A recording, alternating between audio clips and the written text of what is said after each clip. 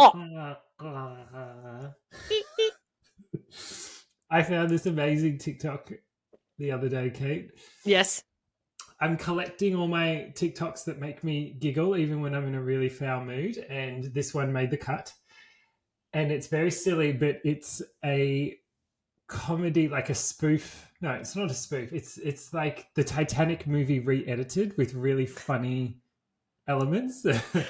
Yeah. It's like, you know, when Rose falls off the back of the boat and Jack catches her. He lets her go and she just falls to her death. End of movie. Yeah, end of movie. Or when she's like, Jack, I'm going to get off the boat with you. And he's like, this is crazy. This is so insane. She's like, I know. And then, you know, it cuts to the scene where she like hocks a loogie and spits in Billy Zane's face. Anyway, I enjoyed it because I'm a Titanic fan and it's really silly. Go check it out. I love the comedian Michelle Wolf. She's hilarious. She's just had a Netflix special, actually. She's so funny. And one of my favorite bits that she does was if Titanic was during the time where millennials were on the boat and how she's like, oh my God, like this is crazy out here. Like, I can't believe how cold it is on these lifeboats. Like, and this ocean, it's like so random. She just nails the millennial ideals. She does, but her delivery, she smiles while she talks. Yes. It's so deadpan. It's so good. Her jokes hit. They absolutely slap. Like, I love her stuff. It's so good. So good. So I'm actually going to watch that after we record. Lovely. Well, shall we do a little bit of...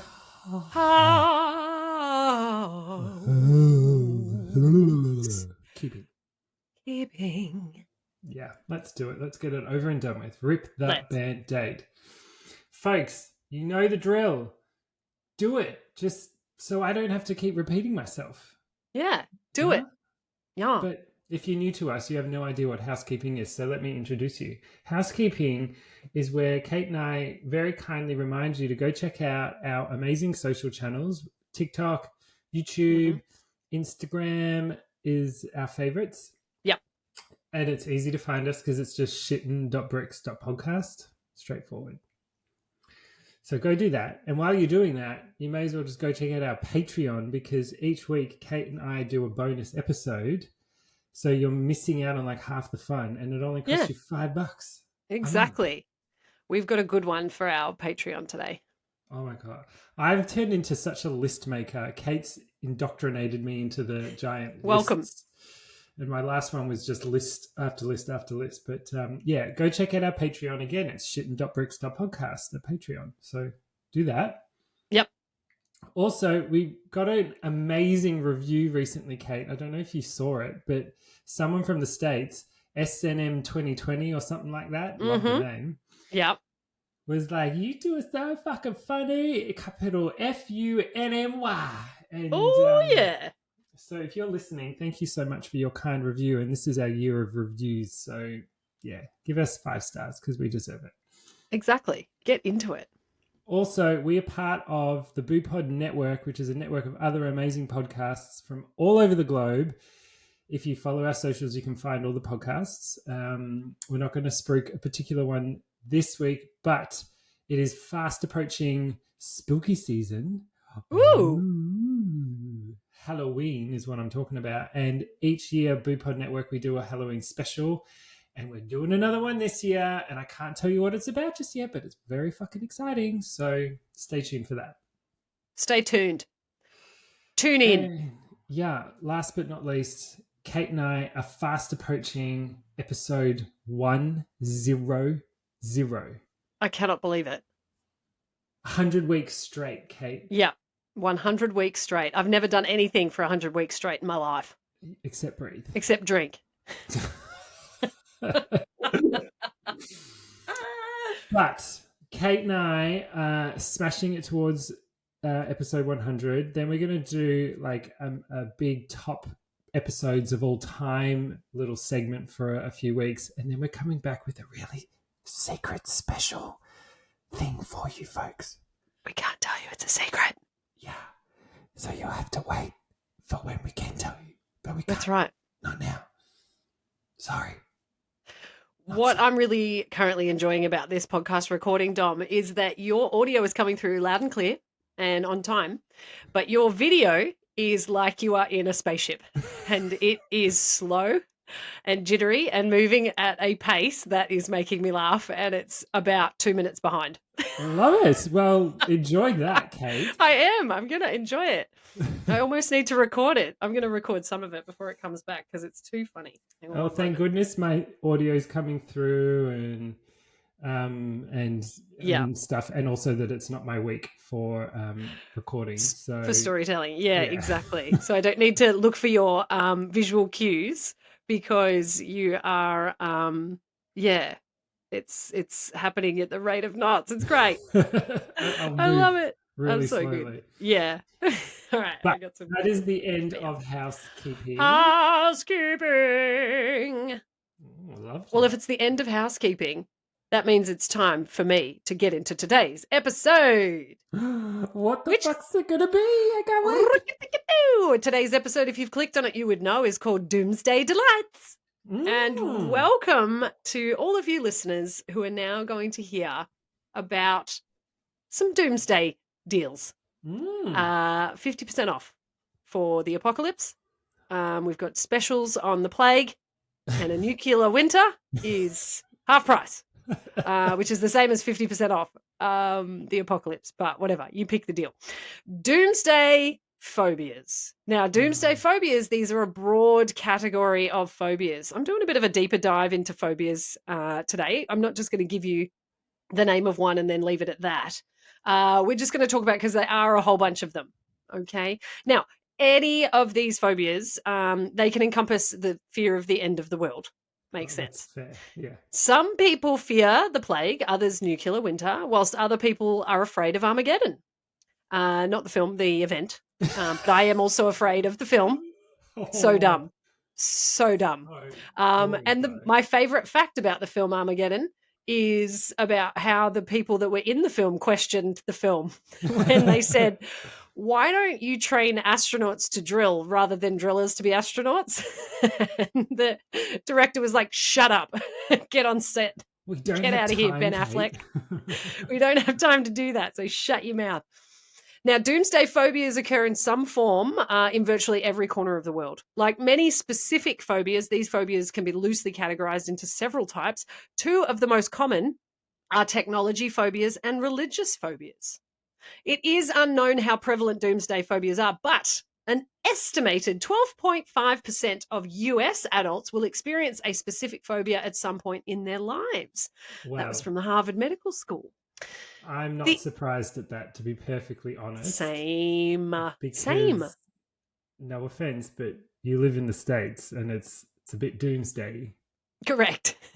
Now, the increase in extreme weather events and other climate change related phenomena may well contribute to more recent instances of this kind of phobia, with many worrying about what kind of world we may be handing off to future generations.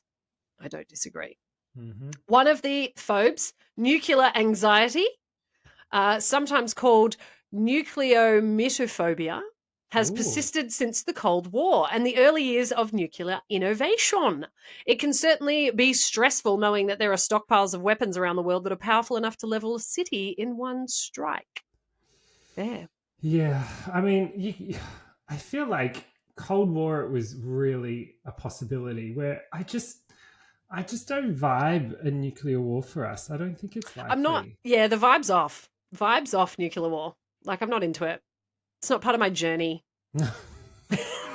It's not on my mood board for 2024. It's just not really like a feel that I have. I'm not like, I need to consult my chakras and check if Venus is in Mercury.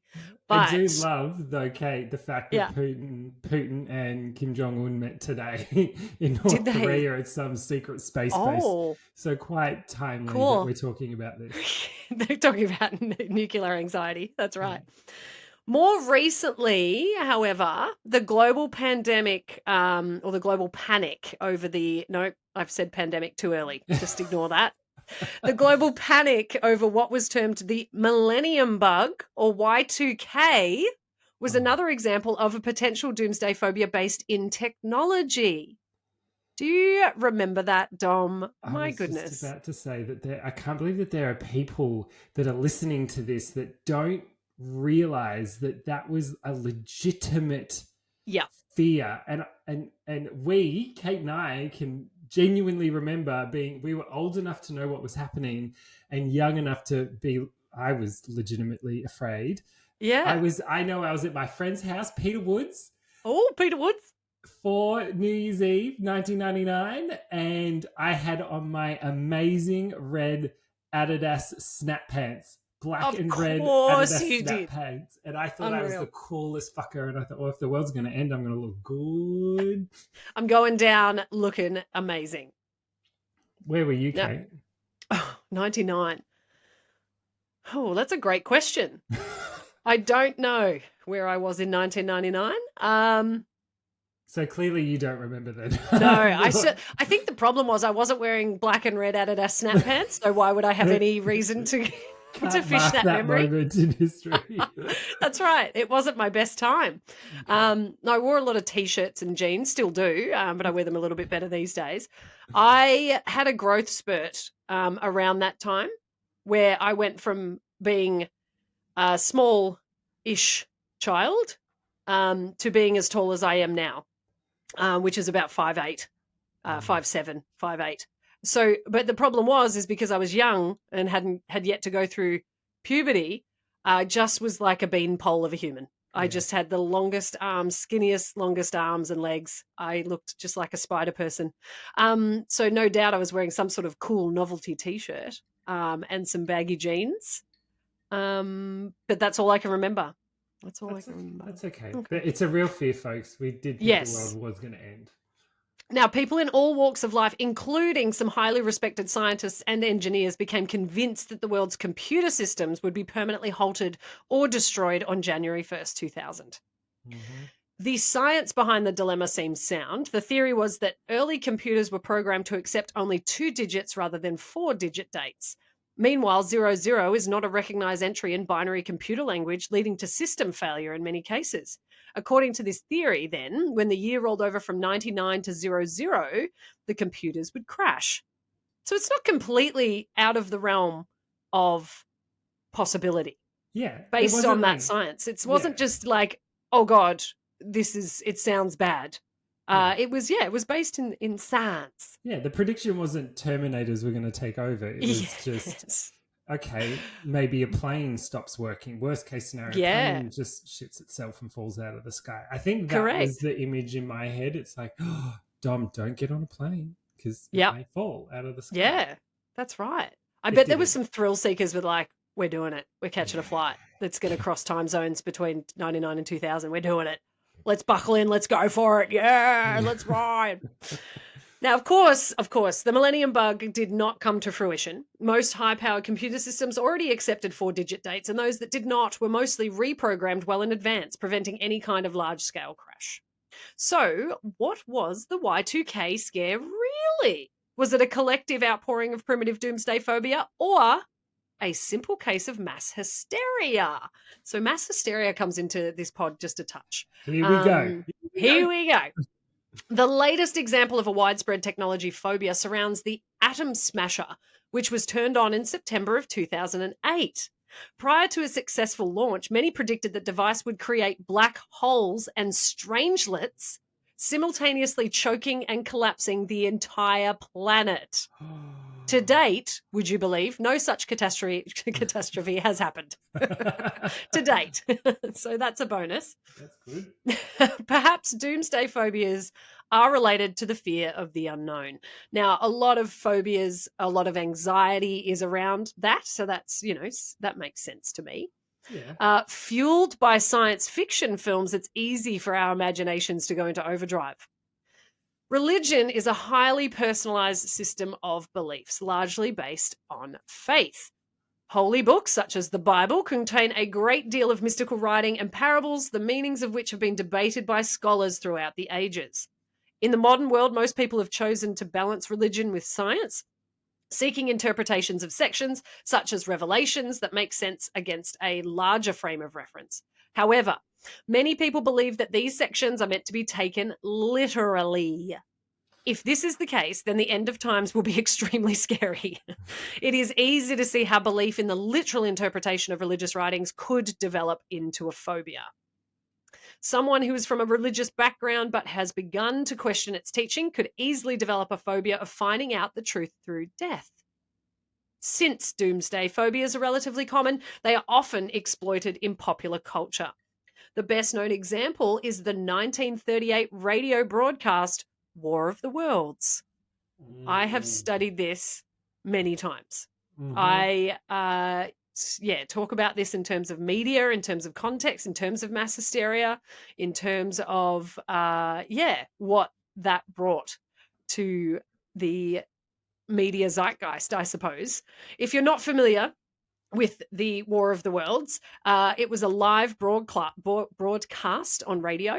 So this was during a time where people would, that was the thing, is radio plays and radio shows and things like that, where it's designated times during the week. So families would crowd around the radio if people were fortunate enough to have one, turn it on at a certain time, and then they would go ahead and listen to these radio shows.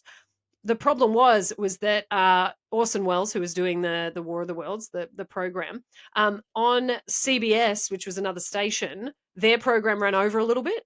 So a lot of people tuned into War of the Worlds, I think on NBC or whatever the broadcast was, later. So they missed the proviso that this was a fictional Yeah. story.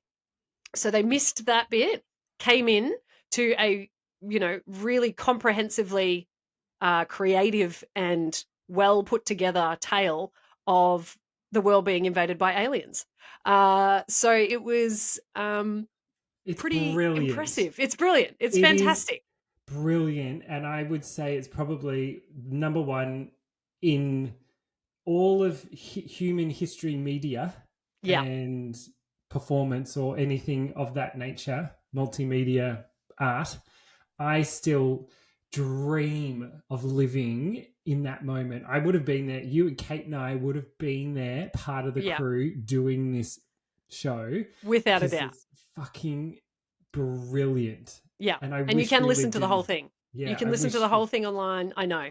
I wish we lived in a time where that sort of thing could happen. Agree. Innocence is ruined. Yeah, I know. Now, the broadcast was heard across the United States and mass panic ensued. Nearly 60 years later, the made for television movie Without Warning, with a similar premise, caused another minor breakout of fear and panic. Now, it can be difficult to differentiate a legitimate doomsday phobia from the effects of mass hysteria. Groupthink is a documented phenomena that occurs when members of a group begin to conform to the majority opinion without critically evaluating information for themselves. In a panic situation, this can lead to an evolving hysteria. So, anybody who has ever experienced this, that's a common phenomena, mass hysteria. And, we've lived through everything so far. I'm sure there's more We're for us to alive. deal with. Just we're hanging on, but Well, I'm certain. a good example, Kate, is like when you're at a sports event and you get Yes. wrapped up in the excitement of being, and you want to yell like there's someone's done something stupid, and you're like, "Fucking!" Are you kidding? Like, that's very out of character for you, Dominic. I've never heard Yes, you that's speak right. so horribly.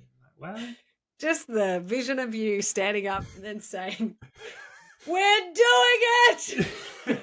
Proclaiming to a crowd of people that you don't know that your team was coming back to win a game was one of the greatest moments of my life. sorry, Kate, But for yeah, interrupting no, you. yeah, no, amazing. In the above pop culture examples that I just discussed, the panic eased when information was decimated explaining that the threat was not real. So when you get the facts, you can calm down a little bit. And I feel as though that was such a, one of the things that we can always refer back to because we love talking about it. Is mass hysteria around COVID and the media and their role in it and how people were able to process what was going on. And because of the lack of information, that was frightening. So, Mm-hmm. People would turn to social media to try and determine what's going on. But when it's just a free for all of people and opinions, that can cause some serious panic. Mm-hmm. If you have a legitimate doomsday phobia, It will not be limited to a specific event or situation. Okay, so if you feel as though you panicked or that you felt like you were like, this is a bit uncomfortable, this whole COVID situation, that's okay. You're all right. You don't have a doomsday phobia. Instead, if you did, your fear will persist. So you become afraid whenever any situation arises that involves your specific phobia. Mm. So if it's to do with nuclear arms, or if it's to do with Armageddon or whatever the case may be, anything that involves that will set you off. You might find yourself dwelling on the topic of doomsday and going out of your way to seek comfort or protection. So that is my wrap up of a doomsday phobia, which is I, just a blanket term. I wonder, Kate, whether, in all seriousness, that this may start to appear more commonly in current generations because, maybe we're not at risk of nuclear war, but we are facing serious changes in the world, and Mm-hmm. there's lots of intense things coming to a bit of a head in the next, our lifetime. Yeah. I'm wondering if there's, all those people that are like, I got a bunker, motherfucker, and I got like 60 years worth of food. Yeah. You know, I'm not totally against all of those people, Mm. but I feel like anyway, I just feel like we're going to see more of that, and there's more legitimacy and true sort of hysteria and anxiety towards end of world type scenarios because of climate change, because of destabilizing governments and da, da, Mm-hmm. da, da, da. So anyway, just Yep. No, I hear you. sorry to Now, bring the mood Dom, down, no, that folks. was no, but that was good because you have created a nice little segue into the next portion of my podcast episode today. I love a little story mixed with another little story, and then I just give you some more little stories. So today, I'm going to begin with a couple of great examples of doomsday preppers. So my Yes. favorite one, which I found, so I'm going to tell it first for the sake of just starting off with a bang. But I want to tell you about Bruce Beach. Do you know Bruce Beach, Dom? No, but I want to. Bruce, come have a I cuppa with me. wish he was able to do that. Bruce Beach had always planned to be around for the end of the world because he was going to start the new one from the safety of his sprawling underground bunker. The wispy bearded inventor, picture of him on our socials, spent half of his life prepping to be a post apocalyptic Noah from his home in Hornings Mills, a tiny community outside of Orangeville, Ontario, in Canada. Mm-hmm. He buried, picture on our socials, 42 school buses in the 1980s and linked them together into the world's largest private fallout shelter, the Ark 2. He buried 42 school buses. He buried 42 school buses and they linked them all together. So big American, Canadian yellow school buses, 42 of them, buried them in the ground Jesus, where did he and then get a linked them all deal on together. that? The picture is so cool. The picture of all of them in the ground is amazing. Then he recruited friends, family, and fellow survivalists to his cause, assembled plans for restarting society after the nukes hit. So he was assuming nuclear Armageddon, and began developing a universal language that would supposedly unite humanity through a common tongue. He did all of this under the assumption that the world would end soon and that he would be around to start a new one. So he's like this community creator through his Oh. bunker system of 42 school buses that he buried under the ground. The sheer amount of work, like I love this. You know, when you're working on something and it's like this little thing and you look at your list and you kind of go, I could do the top 5 things on my list. But what I might do is think about the Christmas gifts that I'm going to buy for people. I realize it's only September, but maybe I'll think about Christmas gifts. It's like that, where he was thinking about something that was happening far in the future, but he did it for the Armageddon and buried 42 school buses. It's crazy. I just love the the sheer ego on this guy going, Canada, going to be a real target. Like, Canada's huge, folks. And Yeah, you it got like is. 4 cities in a space the size of all of the United States. Mm-hmm. Like, it's pretty empty and pretty, like, hello. And this is coming from Australia. Like, we got lots of empty space too. So We do. I just love these, like, oh, Canada's first. Gotta, let's do it. Let's do it. Let's go. Let's go to Yeah, Bruce Beach's Arc 2. the world could end and you could be in Canada and walk a week in every direction and still be like, "Oh, nothing's fucking I get nothing. changed. Nothing. There's a Trees all look the moose." same. There's a moose. It's a moose. Now, Dom, you said that you would have loved to have a cup of tea with Bruce, but unfortunately, Bruce Beach's life came to an end before the world did, and he suffered a heart attack at age 87. Beach died Oh. on May 10, leaving behind an ailing wife, 5 grown children, a massive bunker, some half-finished plans for a new world, and no instructions for how to carry on without him. Oh, flaw in your system there, buddy. Come on, mate. Now, Business continuity. It's got to be a thing. got to have a plan. Now, his family, friends, and followers are facing a cataclysmic question of their own. What's next? Will someone continue Beach's mission up to and beyond an uncertain doomsday, or will the Ark 2 be buried with its Noah? Beach was well known on news and exploratory shows as the bunker guy, the eccentric doomsday prepper who dedicated his life to an apocalyptic conspiracy theory. But those who knew him say that portrayal falls well short of the man himself. They say Beach was an independent thinker, a humanitarian, and a big dreamer who made one of his biggest dreams, the bunker, into a reality. This guy lived an incredible life, and the bomb shelter is just one chapter, said filmmaker Paul Kell, who spent 8 years shooting a documentary about Beach. He's the world's most successful, most grandiose failure imaginable. Beach dabbled in apocalyptic, libertarian, anti vaccine conspiracy theories, but he was also a generous man who would open his home and his bunker to anyone as long as they were willing to put in the work. He wouldn't have taken money from you per se, but if you want his time, you have to give your time, said Bahia Eldner, Beach's eldest daughter from his second marriage. Where did he find the time to have 2 marriages? Christ, he's a busy boy. Beach would often ask people to chop logs for his wood stove before letting them into the Ark. Curious visitors and the occasional journalist would pay that price just to get a look at the structure, while true believers would offer more of their time just to be a part of Beach's grander project. People could always come and have a meal, and people were always working on the shelter, Eldner said. He had a mission to serve and to make things better and rebuild, said Adam Heimer, a 30-year-old engineer who helped Beach at the bunker for a decade. Heimer says the bunker was a symbol of Beach's ambitions because he built it to save hundreds of people, not just his own family. It was that humanitarian trait that attracted many others to his cause. According to Antonia Lau, a proclaimed psychic and prominent member of Beach's wide-reaching bunker community. What I love most about him is he inspired many more to care for others, not just your family, Lau said. She has since taken over his long-running Prepper newsletter, which goes out to roughly 2,000 people around the world. I wouldn't mind receiving that newsletter, to be perfectly Just honest. one. Give me one. Yeah, Just to I just want to see what it's like. toot read. But toot read. It's a quick toot read. Love it. Beach would wrangle friends and local officials with his stubborn dedication to the bunker, but he also earned their respect. That should have been rankle, not wrangle. My apologies.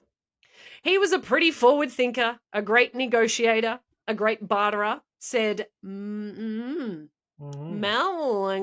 Township Mayor Darren White, whose community includes Hornings Mills. Whenever I say Hornings Mills, it makes me think of Cochrane's Mills, Pennsylvania, which is where Abby Bartlett went to dedicate a statue of Nellie Bly, which happens to be one of our very early episodes. This is a thin thread, but I'm here to our podcast, which I did an episode on Nellie Bly. She was an investigative journalist who changed the world of psychiatric hospitals for the good and the future. So if you haven't listened to that episode, go ahead and do that. But we are not talking about Cochrane's Mills, Pennsylvania. We're talking about Hornings Mills and Darren White, who is the mayor of that community. Fuck, that was good. That was pretty good, I think. It is a loss for the community, for someone with so much character and so much local colour to be gone. Now, I, as an investigative journalist, do not know what has happened to the bunker in recent times. Don't know. Don't know if it's done. I know that the newsletter's still going, but aside Kate, from that, I probably could have looked that up. I have so many questions, and I think this episode is really, if you haven't got the clues for it so far, folks, I'm on the precipice of being a bit of a doomsday prepper myself. I Yeah, you're not on the legit precipice. You 100%. You just haven't put it into action yet. You've action got yet, all the yeah. thinking, and that for our listeners is actually going to be our Patreon bonus today. Is that Dominic and I are going to discuss what we would do and our plans. And so I'm excited for Dominic's. We'll see. We'll do a bit of a decision Okay. at the end Right. because I want to do one of ours for the main episode, but then one for the Patreon. I think, Dom, yours is going to be better suited for Okay. Patreon for our paying customers. Before you move on, though, Kate, I'm Yeah, not even gonna ask a just a question little. Yeah. about Mr. Beach. I'm just gonna make a suggestion to the survivors, the family, extended family. Start selling tickets to that shit because it Yeah. clearly you're in the place, the work has been done. Like I would, if I were there, I would totes buy a ticket and want to go check out a Without a 46 doubt. bus mega bunker I would pay the money. I'd pay Same. $50. You Yeah, could charge. So go do that, folks. Business idea. absolutely. Give me the ticket and chuck in a t-shirt or a hat. Yeah. Like I'm in. I'll chop some Absolutely, I'm in. fucking wood for you. I'll I chop could some chop wood. wood. No worries. I'll chop some wood. I'll clean some bunker windows. I don't care. Done. I'll do it. Okay. Dom, moving Kate. on to moving on to my next short story. I love these little tidbits. I love to give you just a really broad overview of any topic I do with no That's what real we substance, do. no real clout. Just a quick little story to pique your interest and leave you wanting more. We're as empty as a cheap loaf of bread from a Chinese bakery. Full of bloody holes. You Yep. wouldn't believe it. This panini is more like holy. Oh no, fucking hell. Okay, I lost the plot. We're back. Swiss panini. 2000 and 2008. We're going to Russia. Come to Russia with me, Dom. You do at the moment with your bandana on. What is a Russian accent? Russian accents must be the hardest. Do you want to? Yeah, want No. to Russia? No, No, I just need a couple of keywords and then I can switch into it. No, I can't do it. Sorry, folks. But we're going to Russia, so do join us if you've got a Russian accent. Listen to this in that.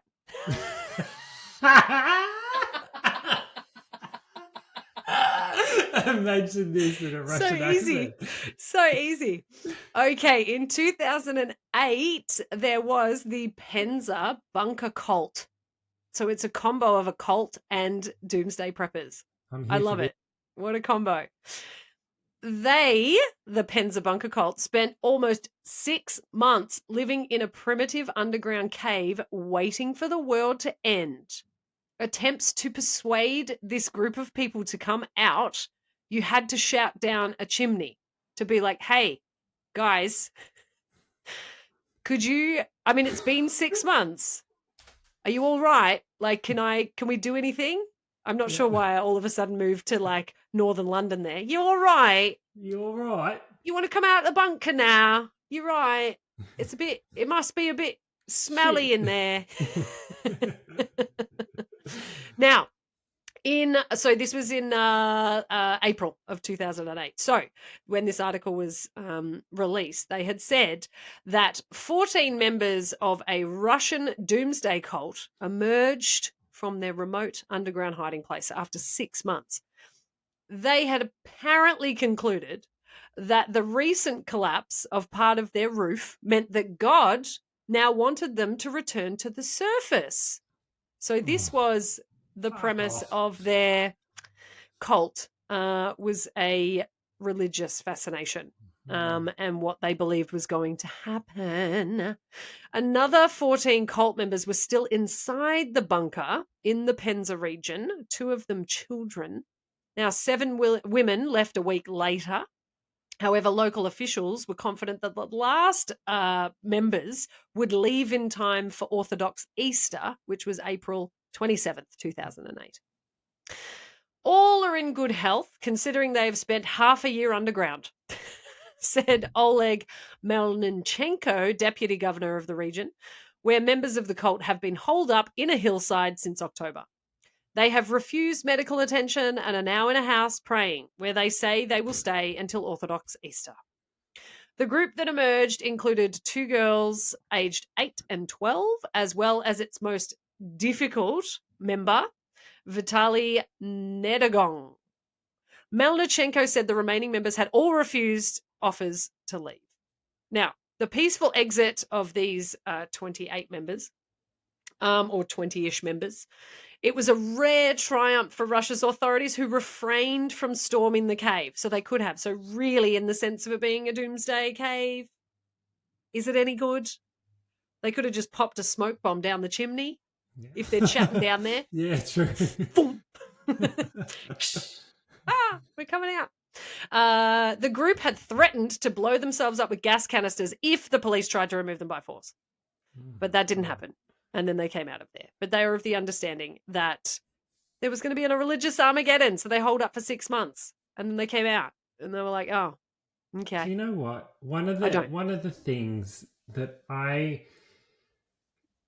you know how you just wish that you could be there to open the fucking door on these dickheads that are like, the world's going to end on March 9th, blah, blah, blah, blah, and then you just want to sit there with a camera and just film them and be like, bitch, I'm fine. Things are great. You were wrong. I just want to capture that moment when they're where they're proven wrong.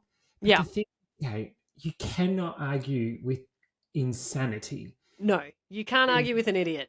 These people would come up with some excuse that just robs you of that succulent, juicy to watch someone's whole fucking world crumble and be like, no, the world didn't end.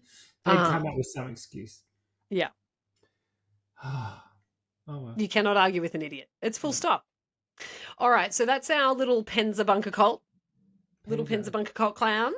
Right. Let me tell you a little bit about Tim Ralston. Do you know Tim Ralston, Dom? Do I? Oh, don't know. The never-ending hysteria over Doomsday cometh has sparked a growing movement of people called preppers, who prepare for the end of the world as we know it, and in some cases make a profit. Tim Ralston, a married father of 2 from Arizona, is one such prepper. All right. There's lots of things that could happen, Ralston said. For me, I look at prepping as kind of like insurance. You have car insurance, health insurance, life insurance. Call it apocalypse insurance. Ralston turned his family's two-car garage into a staging area. Inside is a trailer which he keeps packed and ready to go at all times. Stockpiles of freeze-dried food, including cartons of canned chicken with a shelf life of 15 years. I'm really sorry, but I am not eating canned chicken. I don't give a shit if the used by is still good. I'm not eating canned chicken. You can shove it right up your doomsday because I do not want a part of it. I just tried to picture what it tasted like, and it's horrid. Don't do that. That's awful. So, a canned chicken with a shelf life of 15 years. He also has survival gear inside this trailer, and a system for purifying polluted water. He has first aid kits and lots of weapons and ammunition. His son has his own AK-47. That seems reasonable, but I'm not going to hop onto that soapbox just yet. In the beginning, my wife really wasn't on the same page as I was. I don't know why he's in Texas now. Ralston said, but in reality, the more information I started to give her, it opened up her eyes and to the other potential threats that are out there. Once a week, Ralston takes his 2 sons out into the Arizona desert, about 30 minutes away from their Scottsdale home, for a doomsday dress rehearsal. That's going to be totally fine for his 2 sons to process that from a healthy perspective. Eventually, Ralston says that he plans on using a converted shipping container to build an underground shelter in the desert filled with anything that they would need to survive. I am shocked he's not done that already, to be perfectly frank. What are you waiting for? Do it. Stuff your trailer down there, you champ, and all your I AK-47s. dare ya. You just never know, he said. I have a lot of other religious friends that say, I don't want to prepare, I'll just go to heaven. And I say, well, do you know what it's like to starve to death? It's not a pleasant thing. This is the wrong accent, but God put you on this earth for certain things. And for me, it's to make sure my family lives and I can help other people. Ralston is just one of several people featured on National Geographic series Doomsday Preppers. Other participants include a couple from Texas who live off the grid, filter their own water, have a stockpile of canned goods, probably chicken as well, enough to feed 22 people for years, and have converted school buses into getaway vehicles. Oh, Wow, I'm imagining like school Mad bus. Max style. Love it. Very cool. There is also, so just sidestepping from Tim, a New England mum, Kathy Harrison, who calls herself the Doris Day of Doom. Hey, if you're going to do it, be glamorous about it. I'm prepping for a black swan event, like a catastrophic New Madrid earthquake, she said. I'm taking artistic liberties with these accents, but Please she's saying do. Doris Day, whatever. Harrison and her husband Bruce didn't fit the survival stereotypes in the sense that they're not stockpiling weapons. Instead, which I flip and love, she keeps bees. Yes! In a grid down situation, those bees become not just food for us, but they become honey that we can barter for, Harrison said. Those bees are the essence of resilience for us. That's a That lot was of. bad. That was a lot there. They were hard words in that accent. Yeah. Paranoia over the world coming to an end is part of the zeitgeist now. Chevrolet, in fact, ran an ad during the Super Bowl about a post-apocalyptic world in which only people who owned the Chevy Silverado pickup truck survived. Smart, but So stupid. dumb. Yeah. Even TV comedies like Parks and Recreation have had fun with the doomsday frenzy. Some people fear the humanity's downfall will come from our dependence on technology and fossil fuels, which could fail us or run dry and would be forced to back into the Stone Age, Mad Max style. Others are convinced the Mayans had it right and the day of reckoning would have come on December 21st, 2012, or they think that we're simply going to run out of time. Now, again, for those of you playing at home, December 21st, 2012, we're all right. We made Yeah. it. Woo! We're okay, folks. To be perfectly honest, you That was can a big take one. 2020 back and 2021. You can keep those. Maybe they got it wrong because it wasn't 2012, it was 2021. Okay, now, Tim, I'm going back to Tim for a second. We're moving on from Doris Day of Doom. If we must. Tim is one of the few preppers that are available to the media and regularly conducts interviews. So he has been on Doomsday Preppers. He does heaps of interviews, writes books, does all that sort of stuff. So it's not common for Doomsday Preppers to be quite as open with the media or to allow them such access, purely because, no doubt, a fear of judgment or a fear of ridicule for what they're doing. I will never, ever, again, our podcast is all about not yucking someone's yum. If it is your thing, flip and do it. If you want to be a doomsday prepper, go nuts, providing you're not hurting anybody else or you're not, doing things that are, expediting the process perhaps of a doomsday, then go nuts. But Tim Ralston does allow a lot of media contact and, yeah, he has been on a few episodes of the Doomsday Preppers.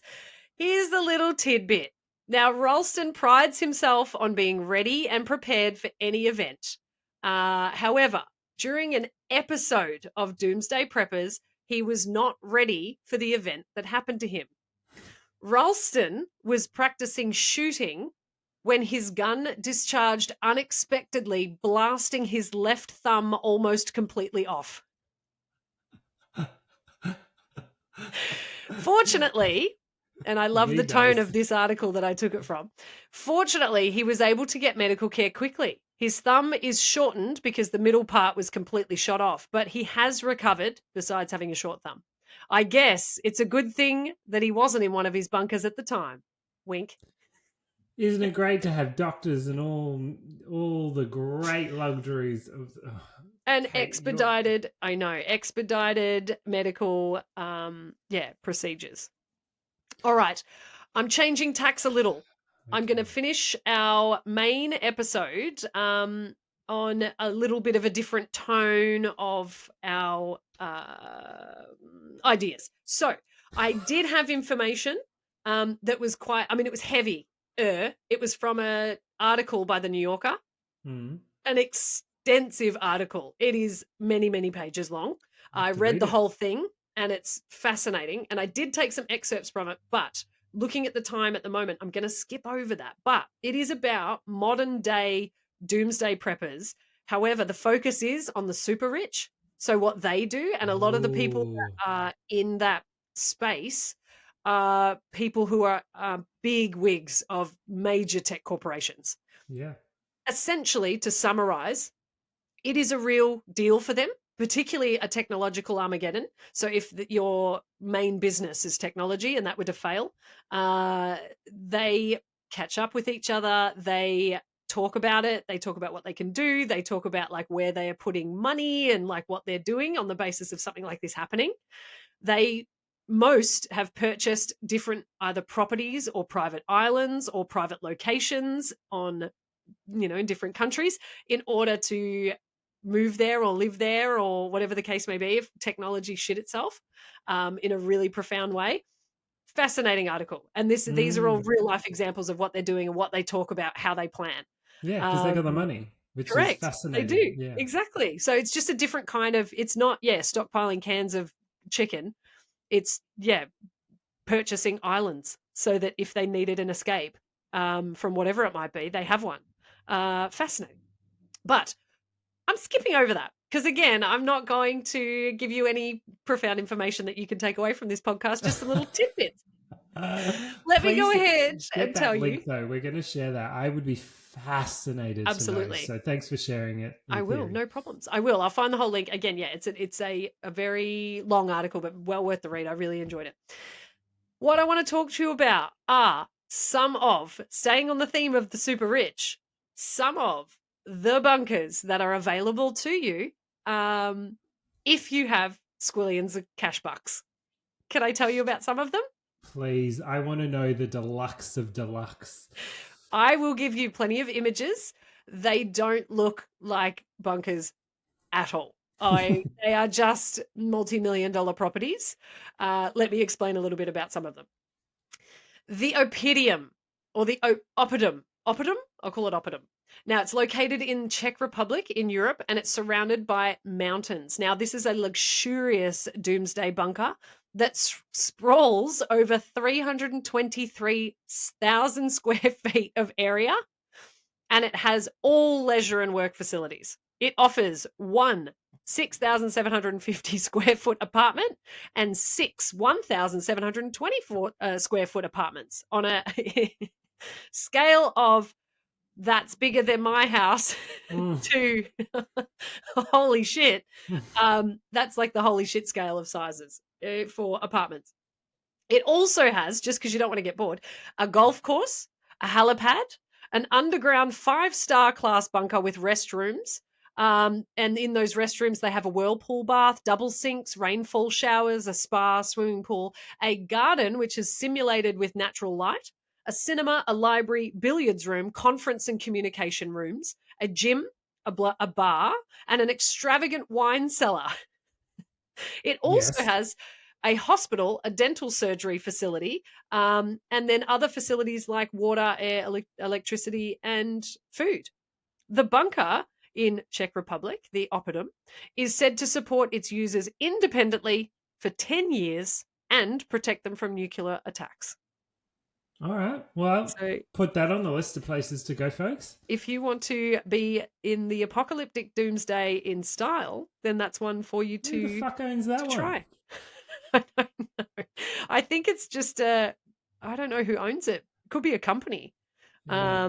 Yeah, They don't again, want you to know who owns it. again, I've done no additional research or fact finding in this episode. It is just what you see is what you get, which I Cool. like. We're just flying by the seat of our pants. Do it. Now, the Vivos Group, this is a group that it's a consortium that create doomsday bunkers. The Vivos Group is one of the fastest growing doomsday bunker companies. Now, they claim that their shelters can give protection against nuclear war, bio war, terrorism, anarchy, electromagnetic pulse, solar flares, pole shift, killer comet, global tsunami, planet collisions, and volcanic eruptions. That's Okay, a well, quite it's the a good resume. list. Yeah, I Yeah. like it. I'm ticking those off. I would I'm go to loving the that. sound of Vivo. I'd go to the Vivos group and say, now, does it help if there's a solar flare? And they go, got you covered. Solar flare is part of the deal. What happens if Paul Taranto lets out a fart that could kill it, a whole Or army? even just his snoring at Snoring. night. Yeah. Can Does it it help with protect that? me from the snoring? Yes. Now, this particular example of a Vivos Group Doomsday bunker is carved into a 400-foot high mountain in Rothenstein, Germany. The Vivos Europa 1 is spread over 76 acres above and below ground. It was a military fort turned private apartment, and it has 34 living quarters, each 2,500 square feet. These customizable parabolic units include kitchen, bedrooms, deluxe bathrooms, living, dining, swimming pool, theatre, gym, a bar. And those are all part of the requirements, naturally.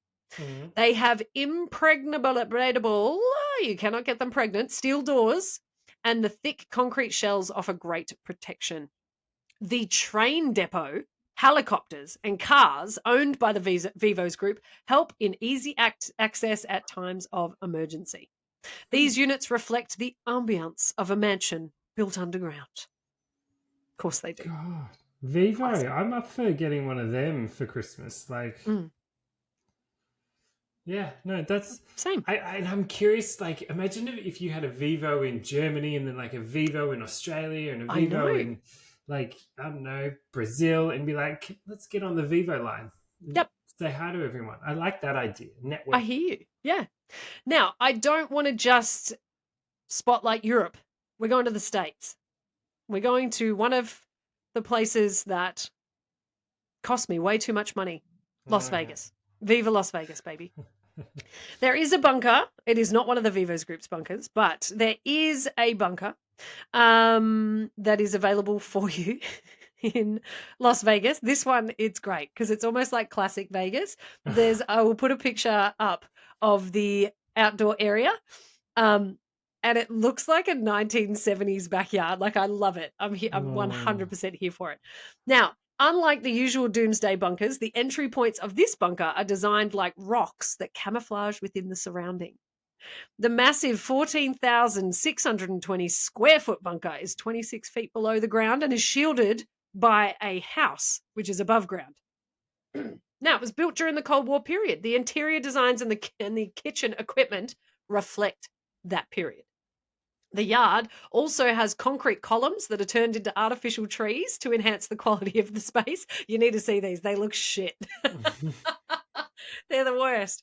The bunker also includes a spa, a pool, a guest house, a fountain, a nightclub, a bar.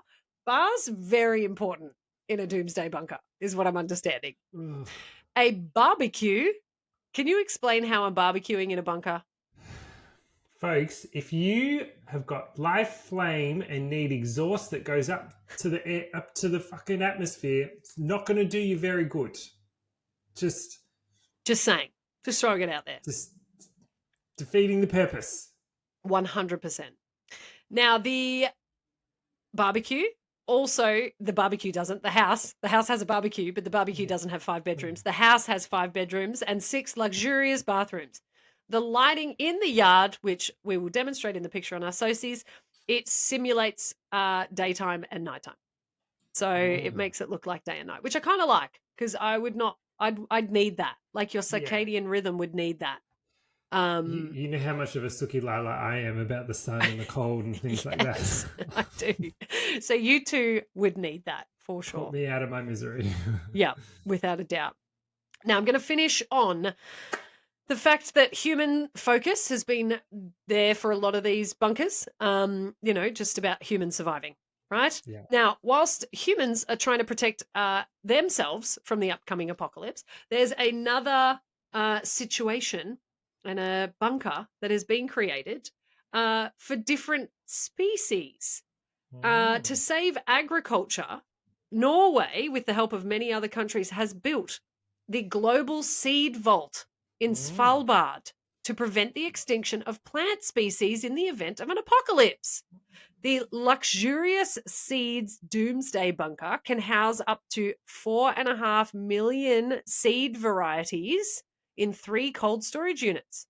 Now, since the vaults are 100 meters into a mountain of Svalbard, the natural temperature minimizes the need for electricity powered storage and creates a safe environment for the 4.5 million seed varietals. It's so cool. It's So so cool. cool. It's really awesome. And again, we will pop a picky of that in our socials. Imagine a bunch of like tunnels going into a mountain, and that's where they keep all of the seeds. And that, Lerms and Germs, is our episode of the Doomsday Delights that you can take away and share wherever and whenever you want. What do I care? Oh. I'm not your mum. Kate, I love this topic so much. I know. It's so fun. And I cannot wait to pop over to Patreon, which we're just about to do, so that Dom can just froth at the mouth for his interpretation of Doomsday and what he's going to do. Because I can't wait. We touched on it last week. Touched on it. And now I want to hear the whole kit and caboodle, see the movie, buy the t-shirt, but you've got to go over to Patreon in order to do so. Well, before we do that, Kate, I've got a quick question for you. Hit me. For both of us. If, of all the scenarios, of all the possibilities, if you had to pick one, how do you think, and don't give me in 60 billion years when the sun expands and blows up the earth. Human-made disaster apocalypse, what do you think it's going to be? I firmly believe that human beings will make planet Earth untenable. I believe that whatever and however we continue to live, whether it's in 50 years or 100 years, we're not talking thousands of years. I think it's really genuinely that close. But it'll be in the next couple of lifetimes of a human. We will fuck it up so badly that it will eat us alive. That's what I believe. That's what I think will happen. And it's, without getting too deep, it's happening now. You can see changes in temperatures and daylight and storms and extreme weather events and stuff like that. If Mother Nature ain't happy with us, she's going to sort us out and she's going to fuck us off. And then she'll regenerate and somehow we will find a way, because we always do. And I know that there's a lot of really, really smart people out there that are working really hard to try and make this the best planet that it can be. But then there's also a lot of other people that are doing the opposite. So I truly believe that it will just be us fucking shit up that will cause the demise. That's my thought. What about you? It's between the Super Hadron Collider, whatever the thing. Like, or the whole dark matter thing. I'm all for. I think that's our modern day like black hole starting type bullshit. Yeah. So I find that really cool, but I think that's very far fetched. But I agree. I think we are going to destabilize our climate to a point where economies and countries and things fall to shit. Yeah. And it's a bit of a every person for themselves scenario. But anyway, Kate, well done on an epic episode. Sorry for cutting you off so many times. No, not at all. So good fitting so much in. That's it. It was a red hot ep. And we will post the link for that New York Times article about the super rich and their plans if you want to go and party with some of them. Get some ideas. But yes, head over to Patreon now if you're one of our members. And if you're not, head over there now and give us $5 and you can hear the rest of our story. Oh, damn it, you cheapskates. Let's go.